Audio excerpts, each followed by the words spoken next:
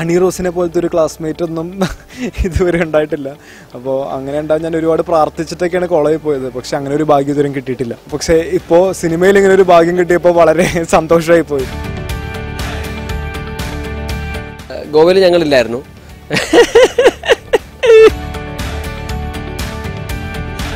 ഹണി റോസ് ബിക്കിനിട്ടോ അല്ലയോ എന്നറിയണമെങ്കിൽ പാട്ടും ട്രെയിലറൊക്കെ ഇറങ്ങിയപ്പോഴത്തേക്കും ഗോപി സുന്ദർ കോപ്പി അടിച്ചു എന്ന് പറഞ്ഞിട്ട് ഒരു പരാതി വന്നു. അല്ല, അത് ഞങ്ങൾ പർപ്പസ്ഫുള്ളി ചെയ്തതാ. അത് കോപ്പി. ഹണി റോസ് ഒരാള് വരുമ്പോ ഉണ്ടാവുന്ന ഒരു ഓളം എന്ന് പറഞ്ഞ ചില്ലറയില്ല. കാരണം വെച്ചാല് hi Balu, welcome to IndiaGlitz. Thank U.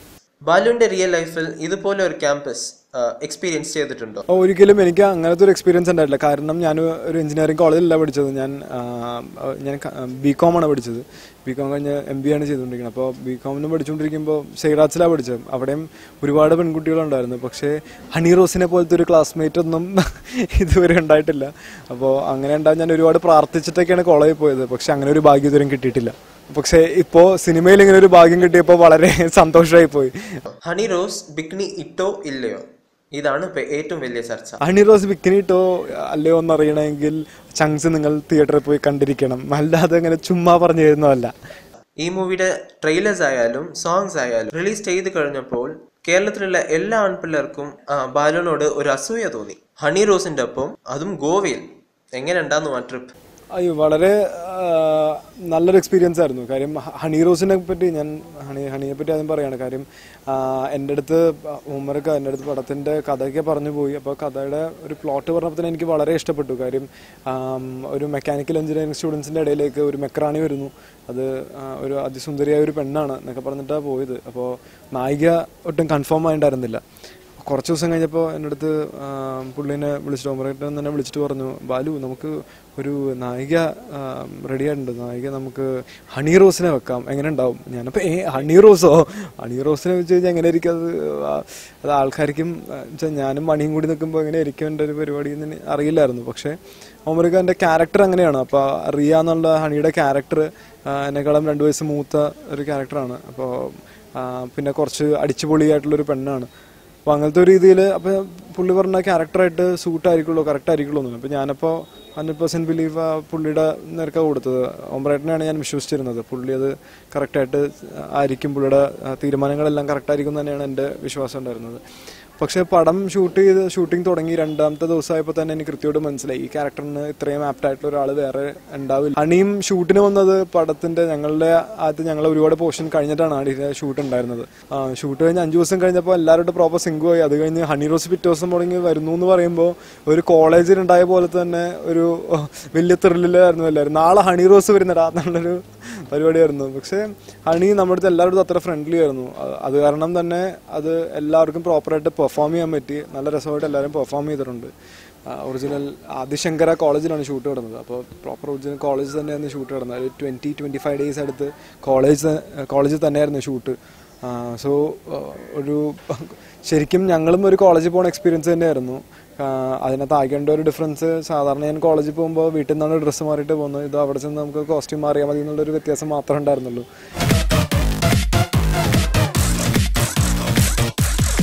ഇനി റിലീസ് ചെയ്യാൻ പോകുന്ന മൂവിയാണ് ഹണിബി 2.5. അതിനെക്കുറിച്ച് ഹണിബി 2.5 എന്ന് പറഞ്ഞത് ആക്ച്വലി ഒരു എക്സ്പെരിമെൻ്റൽ മൂവിയാണ്. നമ്മുടെ ഹണിബി 2 എന്ന സിനിമയുടെ ഷൂട്ടിൻ്റെ ഇടയിൽ നടക്കുന്ന കുറേ ഇൻസിഡൻസ് വെച്ചുകൊണ്ടുള്ളൊരു സിനിമയാണത്. അത് ടോട്ടലി ഒരു എക്സ്പെരിമെൻ്റൽ മൂവിയാണ്. നമ്മളത് എങ്ങനെ വരും എന്ന് നമുക്കറിയില്ലായിരുന്നു. പക്ഷേ ചെയ്തു വന്നപ്പോൾ വളരെ രസകരമായ രീതിയിലാണ് വന്നിരിക്കുന്നത്. അക്സർ അലിയാണ്, നമ്മുടെ ആസിഫിൻ്റെ ബ്രദറാണ് അതിനകത്ത് മെയിൻ ലീഡ് റോൾ ചെയ്യുന്നത്. അപ്പോൾ അക്സർ അലി ഒരു സിനിമയുടെ ഷൂട്ടിൽ വന്ന് അവൻ്റെ കഥയാണ്, ആ നായകൻ പയ്യൻ്റെ കഥയാണ് പടം ഡിസ്കസ് ചെയ്തത്. അല്ലാതെ ഹണിബി 2 ആയിട്ട് അതിനകത്തൊരു വലിയ ബന്ധമില്ല. ആ സിനിമയുടെ ലൊക്കേഷനിൽ വരുന്ന ഒരു പയ്യൻ്റെ കഥയായിട്ടാണ് പടം കാണിക്കുന്നത്. ഡയറക്ടർ ഉമർ ലുലു. സിനിമ അറിയാമെന്നല്ലാതെ സിനിമയുടെ ടെക്നിക്കൽ വശങ്ങളെ പറ്റി പുള്ളി കൃത്യമായിട്ട് ഒരു ധാരണ നേരത്തെ ഉണ്ടായിരുന്നില്ല. പക്ഷേ കൃത്യമായിട്ട് ജനങ്ങളുടെ പൾസ് അറിയുക എന്നുള്ളൊരു പരിപാടി പുള്ളി കൃത്യമായിട്ട് അറിയാം. ഹാപ്പി വെഡിങ്ങിൽ കണ്ട അതേ മാജിക് തന്നെ നമുക്ക് ഈ പടത്തിലും കാണാൻ പറ്റുന്നതാണ് നമ്മളുടെയും പ്രതീക്ഷ. ഹാപ്പി വെഡിങ് 100 days ഓടി, ഇതപ്പോ 150 days ഓടുമോ? 150 കൂടുതൽ ഓടണം എന്നാണ് ഞങ്ങൾ എല്ലാവരും പ്രതീക്ഷ. അതിനു വേണ്ടിയിട്ടുള്ള പണികൾ നമ്മളെല്ലാവരും ചെയ്തിട്ടുണ്ട്. ഇനി ബാക്കിയെല്ലാം ഇരിക്കുന്നത് ജനങ്ങളുടെ കയ്യിലാണ്. നിങ്ങളെ തിയേറ്ററിൽ പോയി കണ്ടു കഴിഞ്ഞാൽ 150 അല്ല, നമുക്ക് വേണമെങ്കിൽ 350 ദിവസത്തിൽ കൂടുതലൊക്കെ ഓടിക്കാൻ പറ്റും. ഗോവയിൽ കൊണ്ടുപോയോ? ഇല്ല, എന്നെ ചോദിച്ച് വിഷമിപ്പിക്കരുത്. അത് എന്താ പറയണ്ടേ, സത്യം പറഞ്ഞു കഴിഞ്ഞാൽ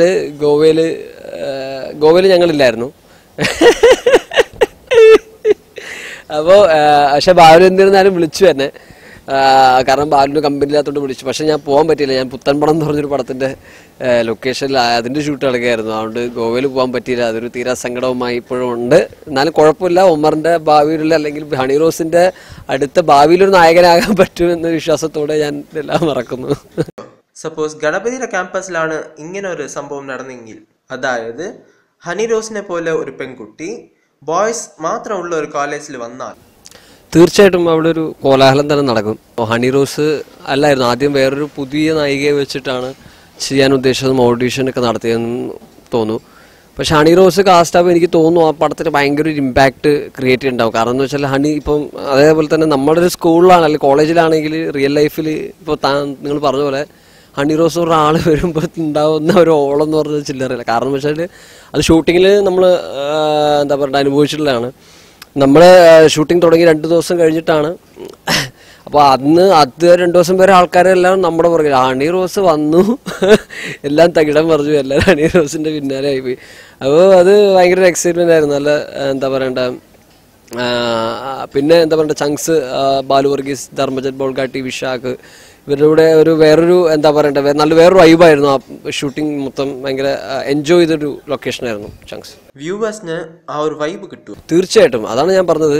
എന്ന് വെച്ച് കഴിഞ്ഞാൽ എനിക്ക് ഈ ബാലു വർഗീസിനെ കുറേ കാലമായിട്ട് അറിയുന്നതാണ്. കാരണം എന്ന് വെച്ചാൽ ബാലുചേട്ടനും അപ്പോൾ നമ്മൾ തമ്മിലൊരു ഫ്രണ്ട്ഷിപ്പിൻ്റെ ഒരു കെമിസ്ട്രി ഉണ്ട്. ഇപ്പോൾ ധർമ്മേട്ടനെ എനിക്ക് പണ്ടുതൊട്ടേ അറിയാം.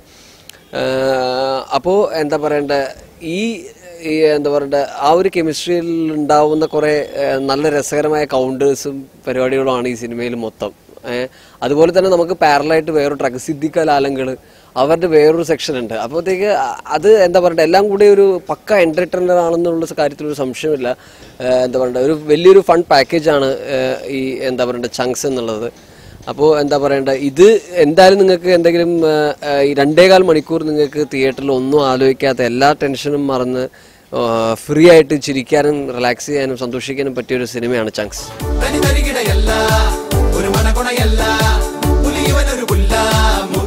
ഓക്കെ, ഈ സിനിമയിൽ ഇപ്പോൾ ഈ സിനിമയെക്കുറിച്ച് സിനിമ ഇറങ്ങിയത് ഇതിന്റെ പാട്ടും ട്രെയിലറൊക്കെ ഇറങ്ങിയപ്പോഴത്തേക്കും ഗോപി സുന്ദർ കോപ്പി അടിച്ചു എന്ന് പറഞ്ഞിട്ടൊരു പരാതി വന്നു. അല്ല, അത് ഞങ്ങൾ പർപ്പസ്ഫുള്ളി ചെയ്തതാ. അത് കോപ്പി അടി അല്ല. അത് ബേസിക്കലി എന്താന്ന് വെച്ച് കഴിഞ്ഞാൽ ഒരു സ്പൂഫാണ്.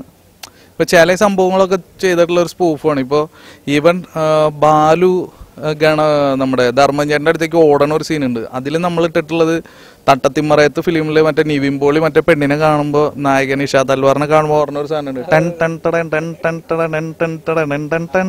ആ മ്യൂസിക്കാണ് നമ്മൾ ഇട്ട് കൊടുത്തിട്ടുള്ളത്. അത് ബാലുവിന്റെ ലൈഫിലെ ടേണിംഗ് പോയിന്റ് ആണ് അവിടെ. അപ്പൊ നമ്മൾ അവിടെ പർപ്പസ്ഫുള്ളി ഇട്ടതാ. അപ്പോൾ ഇതിൽ വേറൊരു മെയിൻ പോസിറ്റീവ് എന്താ വെച്ചാൽ ഗോപി ചേട്ടന്റെ ഇത്ര വലിയൊരു മ്യൂസിക് ഡയറക്ടർ. എനിക്ക് സത്യം പറഞ്ഞാൽ ഇത് പറയുമ്പോൾ പേടിയായിരുന്നു പുള്ളിയുടെ അടുത്ത്. പുള്ളി ഇതെങ്ങനെ എടുക്കും എന്നുള്ളത്. അപ്പൊ നമ്മളിത് പറയുമ്പോ പുള്ളി പറഞ്ഞു അത് ശരിയാ, അത് അവിടെ നല്ല രസമുണ്ടാവും, അത് ചെയ്യുക. ഫസ്റ്റ് ഗോപിചേട്ടൻ്റെ അടുത്ത് പോകുമ്പോൾ ഒരു ഹ്യൂമർ ഉണ്ടായിരുന്നു. ഇതേപോലെ കോപ്പി അടിക്കണമെന്ന് എപ്പോഴും പുള്ളിനോട് പറയുമ്പോൾ ഒരു ട്രോള് വന്നിട്ടുണ്ടായിരുന്നു. ഒരു അതിൻ്റെ അകത്ത് പറയണെന്ന് വെച്ചാൽ എനിക്കൊരു അടുത്ത പടത്തിൻ്റെ ഇതേപോലത്തെ ഒരു സാധനം വേണം ഗോപിച്ചേട്ടാന്ന് പറയുമ്പോൾ എന്തിനാ ഇത് തന്നെ തരാമെന്ന് പറയണ ഒരു സംഭവമുണ്ട്. അത് ഓമർ ഭായ് പറയുമ്പോൾ പുള്ളിയുടെ ഏറ്റവും കൂടുതൽ എൻജോയ് ചെയ്ത് ചിരിക്കണേന്നാണ്.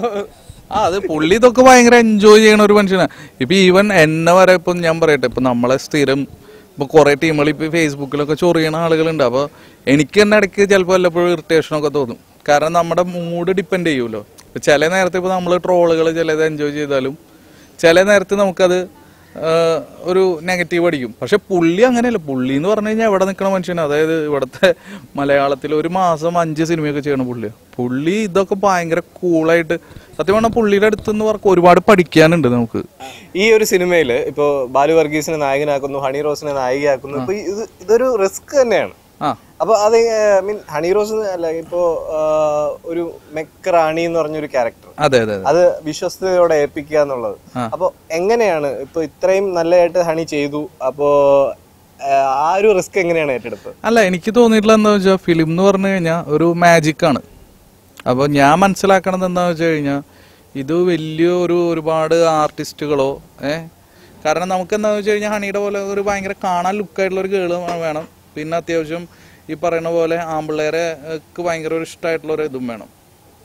ഞാൻ പറഞ്ഞു ഹണി ഓക്കെയാണ്, പക്ഷെ ഒരു ചെറിയ ചേഞ്ച് ഉണ്ട്, അത് നമുക്ക് അതിനനുസരിച്ചിട്ട് ചെയ്യാം. അതിന് മുന്നേ ഹണിയുടെ അടുത്ത് സംസാരിക്കാം എന്ന് പറഞ്ഞാൽ നമ്മൾ ഹണിയുടെ അടുത്ത് സംസാരിക്കാൻ പോയി. അപ്പോൾ ഹണി ഭയങ്കര നമ്മൾ പ്രതീക്ഷിച്ച എന്താ പറയുക, നമ്മൾ പ്രതീക്ഷിച്ച പോലെ ഭയങ്കര കൂൾ ക്യാരക്ടറാണ്. അപ്പോൾ നമ്മളായിട്ട് വേഗം സിങ്ക് ആവാൻ പറ്റി. അപ്പോൾ അതിൻ്റെ നമ്മൾ ഉദ്ദേശിക്കുന്നത് എന്താണ്, നമ്മളായിട്ട് ഒരു വേവ് ലെങ്ത് വരുമ്പോൾ തന്നെ ഓട്ടോമാറ്റിക്കലി അത് സ്ക്രീനിലും കാണാൻ പറ്റും. അപ്പോൾ ആ ഒരു മാജിക്ക് ഈ ഫിലിമിൽ വന്നു. സനൂപിനൊക്കെ ഇരട്ടി പണിയായിരുന്നു, അതായത് സ്പോട്ടിൽ ഇരുന്നിട്ടാണ് ഡയലോഗുകൾ കംപ്ലീറ്റ്. അതിനെപ്പറ്റി സനൂപ് എന്താ പറയാനുള്ളത്? എന്താന്ന് വെച്ചാൽ ഭയങ്കര ഒരു വലിയ എക്സ്പീരിയൻസ് തന്നെയാണ് സംഭവം. ഇത് വലിയൊരു സ്റ്റാർ ഫിലിം അല്ല എന്ന് പറയുന്നുണ്ടെങ്കിലും ഇതിലുള്ള ആൾക്കാരെന്ന് പറഞ്ഞു കഴിഞ്ഞാൽ എല്ലാവർക്കും ഇഷ്ടമുള്ള ആൾക്കാരാണ്. ഒരാൾ പോലും ഒരു സീനിൽ താഴ്ത്തോട്ടല്ല, അവരൊക്കെ ഇവരെല്ലാവരും കൂടി ചേരുമ്പോൾ വേറൊരു റേഞ്ചിലോട്ടാണ് പോയിക്കൊണ്ടിരിക്കണം. അതുകൊണ്ട് നമുക്ക് നല്ല രീതിക്ക് പണിയെടുക്കേണ്ടി വന്നിട്ടുണ്ട് ഇതിൻ്റെ അകത്ത്. പിന്നെ പ്രത്യേകിച്ച് ലാൽ സാറൊക്കെ, അപ്പോൾ ലാൽ സാറൊക്കെ എന്തെങ്കിലും ഒരു സജഷൻ ചോദിക്കുമ്പോൾ അതിൽ കറക്റ്റ് ഒരു കണ്ടന്റ് ഉണ്ടാവും. ഓക്കെ, എല്ലാ ആക്ടേഴ്സിൻ്റെ അടുത്ത് ചോദിക്കുമ്പോഴത്തേക്കും ഒരു ഫൺ ട്രിപ്പ് പോലെ ആയിരുന്നു ഈ ഒരു ഫിലിം എന്നാണ് പറയുന്നത്. ഈ ഡയറക്ടറിന്റെ ആ ഒരു വംത്ത് തന്നെയാണോ? അല്ല, ഞാൻ തമാശ വളരെയധികം ഇഷ്ടപ്പെടുന്ന ഒരാളാണ്. അപ്പോൾ എൻ്റെ ഫ്രണ്ട്സ് ആണെങ്കിലും ഞങ്ങൾ വണ്ടിയിൽ പോകുമ്പോഴായാലും എവിടെയായാലും ഫുള്ള് എല്ലാത്തിലും കോമഡി കൊണ്ടുവരാൻ ശ്രമിക്കണതാണ്. അപ്പോൾ ഇപ്പോൾ ഇതിൽ തിയേറ്ററിലൊക്കെ ഭയങ്കര കയ്യടി കിട്ടിയ ഒരു സീനുണ്ട്. അതായത് ലാൽ സാറിൻ്റെ തലയും അടി കിട്ടിയിട്ട് ഫുൾ ബാൻഡേഡ് ഇട്ട് വരുമ്പോൾ ബാലു പറയണത് അമ്മേ പഞ്ചാബി ഹൗസിലെ സിക്കിന്ദർ വരണുണ്ടെന്ന്. അപ്പോൾ ആ സീനൊക്കെ ഭയങ്കര കയ്യടിയായിരുന്നു തിയേറ്ററിൽ. അതെങ്ങനെയാന്ന് വെച്ച് കഴിഞ്ഞാൽ നമ്മുടെ ഒരു കൂട്ടുകാരൻ ഇതേപോലെ തലയിൽ ഫുള്ള് സ്റ്റിച്ചൊക്കെ ഇട്ട് ഇങ്ങനെ ഇത് വരുമ്പോൾ നമ്മൾ അതെ സിക്കിന്ദർ വരുന്നുണ്ട്. അപ്പോൾ ഞങ്ങളിപ്പോൾ ഈ അപകടം പറ്റിയവരെ ഫണ്ണാക്കണ കൂട്ടുകാരെ നമ്മുടെ കൂടെ ഉള്ളത്.